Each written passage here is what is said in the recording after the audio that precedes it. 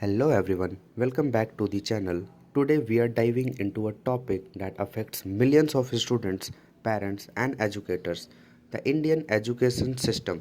From the way it's structured to the challenges it faces and what the future might hold, we will take a closer look at what it means to be a to really understand our education system today, we have to go back in time. Ancient India was home to some of the world's earliest learning centers like Takshashila and Nalanda, where students came from all over the world to learn science, philosophy, medicine, and more.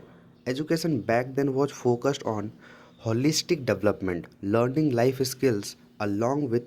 Fast forward to the present, the education system in India is structured into different stages. First one is primary, which defines for grade 1 to 5, secondary, and it defines for grade 6 to 12, and last one is higher education. Most schools in India follow the CBSE, ICSE, or state board curricula with a emphasis on theoretical knowledge. But is this system really working for today's generation? There is no denying that the Indian education system had a lot of issues. Here are some major challenges. First one is high stake exams. Success is largely measured by marks. One test can decide your future. Second, rote learning.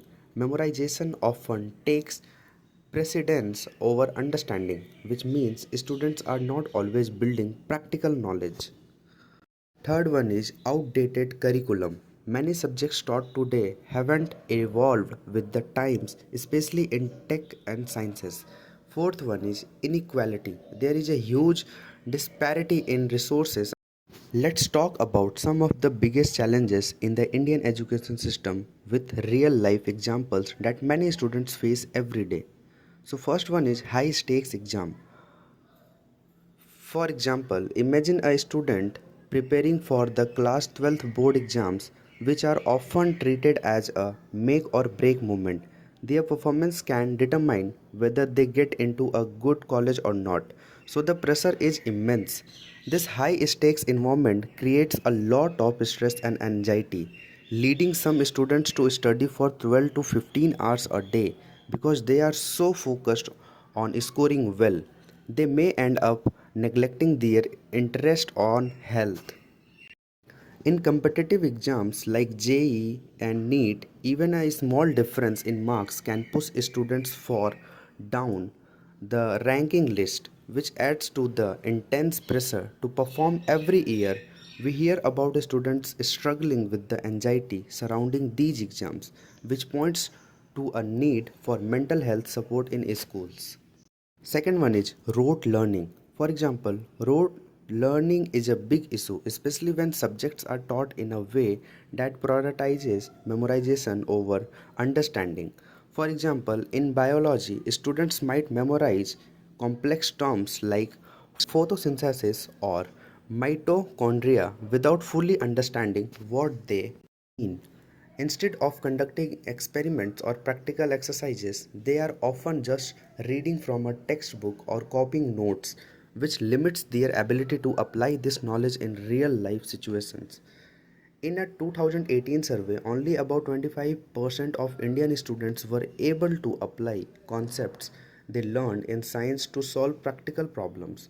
This shows how relying on memorization can prevent students from developing critical thinking skills.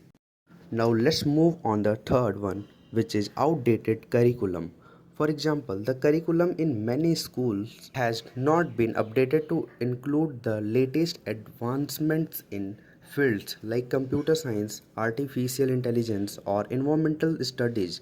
For instance, students might learn programming languages like Logo or Basic in some schools, while more globally competitive institutions are already teaching Python, machine learning, and data science. India is one of the largest producers of engineering graduates, yet many graduates lack skills that industries need today, partially because of outdated curriculum and limited practical training in new technologies. Fourth one is inequality in education. For example, in urban areas, students often have access to high tech resources like smart boards, computers, and online learning platforms. But in rural areas, many schools lack even basic facilities like a library or lab. For instance, in some rural schools, teachers may struggle to provide education due to a lack of trained staff and proper infrastructure. In 2020, a study found that over 40% of rural students could not access online classes during the COVID 19 pandemic because they lacked devices or internet. This inequality means that rural students are often left behind, making it harder for them to compete in a fast changing world. Fifth can be language barrier. For example, students in rural areas often study in regional languages until higher grades but face certain challenges when they need to switch to English for exams or higher studies. For example, if a student who has always studied in Marathi shifts to an English medium curriculum in high school, they may struggle to understand complex concepts not because they lack intelligence but because of the language barrier. The National Education Policy (NEP) aims to address this by encouraging mother tongue instructions till grade 5, but it's a complex issue that requires a more robust support system. Now, last but not the least, lack of practical skills. Many students graduate without basic life of employable skills. For instance, students might score high in subjects like math or physics but lack skills in teamwork, communication, or problem solving, which are critical in real jobs. A student who has memorized a business studies textbook might still struggle to handle real world business tasks like drafting a business plan or analyzing market trends. Many companies report that new graduates often require extra training because they don't have the necessary practical skills for their roles. This suggests that the education system needs to focus more on hands on experience and vocational training.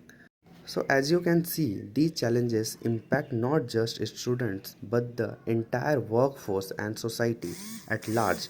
But which new policies like NEP 2020 and potential for the more digital learning, there is hope.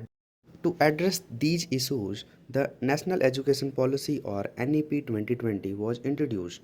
It's a big step towards modernizing Indian education.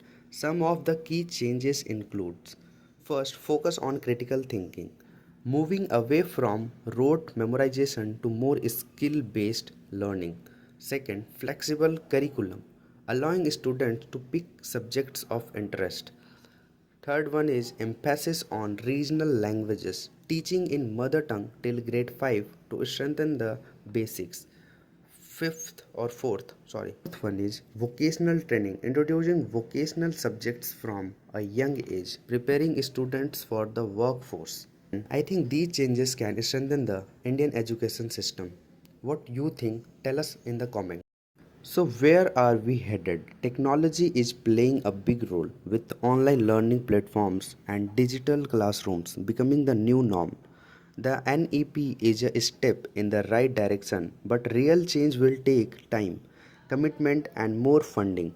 If we truly want a progressive education system, we will need more focus on creativity, practical skills, and mental health support. What do you guys think? Is the Indian education system really improving, or do we still have a long way to go? Let me know in the comments below. Don't forget to like, share, and subscribe for more videos like this. Thanks for watching. I will see you in the next one. Thank you.